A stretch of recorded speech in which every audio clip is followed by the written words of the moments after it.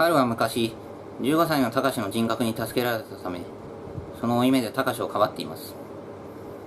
春がいじめっ子たちを殴って退学に追い込まれたとき、高志の人格が全てを身代わりに引き受けました。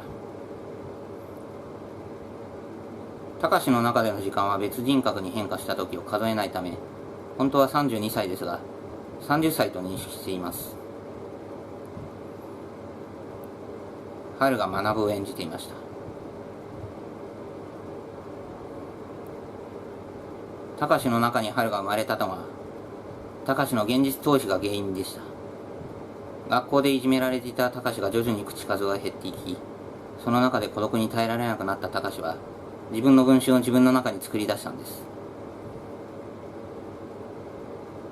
事件は遡り1年前、会社の帰り道で通りすがりの被害者に声をかけられました。高志には全く知らない人物でしたが、春がその男の手下とトラブルで揉めていたんです。春はその被害者と金をいくらか借りておりました。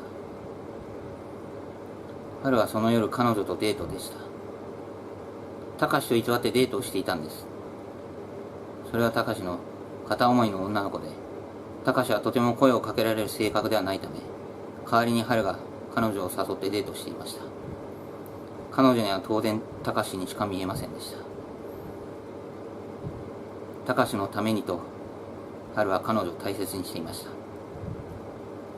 そんな帰り道に被害者の手下が絡んできたんです。春は手下を無視するも、その手下が何人かの仲間を連れていました。彼女に暴行しようとした奴らは、春が片っ端からボコボコにしました。被害者はそんな話を聞いて春に近づき、悪かったと示談金だと言って金を渡す。春は悪気はなかったが、そんなつながりで何度かその被害者から金を借りていました。そのツケを払わされる羽目になり、彼女を代わりに要求してきた。被害者の狙いは最初から、そう、彼女でした。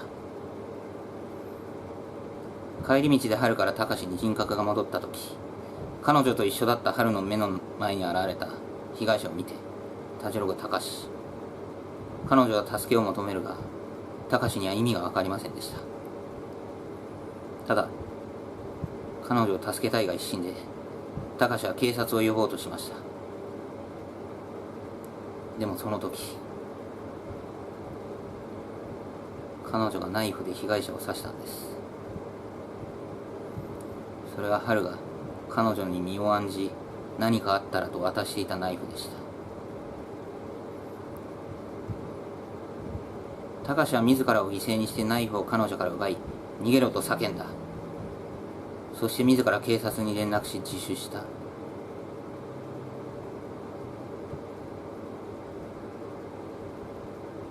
そういうことだったんです。